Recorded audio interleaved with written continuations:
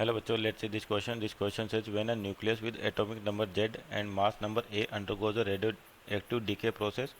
तो आपको बताना both J and A will decrease if the process is alpha decay. Z will decrease but A will not change if the process is beta plus decay. Z will decrease but A will not change if the process is minus beta decay, or Z and A will remain unchanged if the process is gamma decay. तो यहाँ पर आपके पास basically की concept की बात करें तो radio activity का क्वेश्चन है आपके पास, रेडियो एक्टिविटी। और इसके अंदर क्या हो रहा है कि आपके पास जो न्यूक्लियस होते हैं वो जनरली अनस्टेबल होते हैं, तो क्या करते हैं, एनर्जी पार्टिकल रिलीज करते हैं और अपने एटॉमिक नंबर को चेंज कर स्टेबिलिटी की ओर बढ़ते हैं। तो यहाँ पर कह सकते हैं कि डिफरेंट डीके प्रोसेस, यानी कि decay process in radioactivity, in radioactivity. तो सबसे पहले देखिए यहाँ पर आपका जो न्यूक्लियस है एटॉमिक नंबर जेड दे रखा है, यानी इसको लिखते हैं अपन जेड एक्स ए से।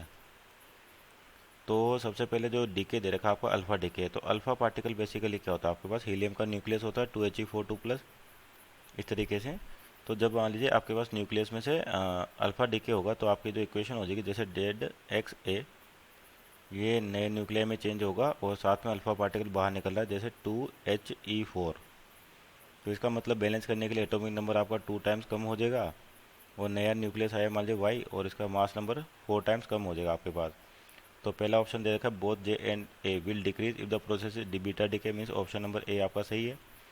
और दूसरे को चेक करें कौन सा डीके दे रखा है, बीटा प्लस दे रखा है, ये होता है पॉजिट्रॉन आपके पास, यानी कि जेड एक्स ए। और आपका बीटा प्लस यानी कि 1, आपके पास ये कितना था बीटा के 1E0 ऐसे लिखा जाता है। तो यानी कि एटॉमिक नंबर में एक की कमी आएगी और नया न्यूक्लियस वाई बना और मास नंबर आपका सेम रहेगा, प्लस एनर्जी भी साथ में इनकी रिलीज होती है आपके पास। यानी कि एटॉमिक नंबर तो आपका जो है डिक्रीज हो रहा है पर मास नंबर में कोई चेंज नहीं आ रहा, मीन्स ऑप्शन नंबर बी भी आपका सही है। और तीसरे को देखें, यानी कि पहला और दूसरा तो हो गया आपके पास, तीसरे को चेक करें तो तीसरा कौन सा डीके, बीटा माइनस यानी कि इलेक्ट्रॉन, तो यानी कि जेड एक्स ए, इसमें से मान लीजिए बीटा डीके हो रहा है माइनस का, तो ये क्या होता है -1E0 ऐसे लिखा जाता है। यानी कि एटॉमिक नंबर आपका बढ़ जाएगा एक से और नया न्यूक्लियस हुआ है और ए मास नंबर में कोई चेंज नहीं, प्लस क्यू वैल्यू या एनर्जी।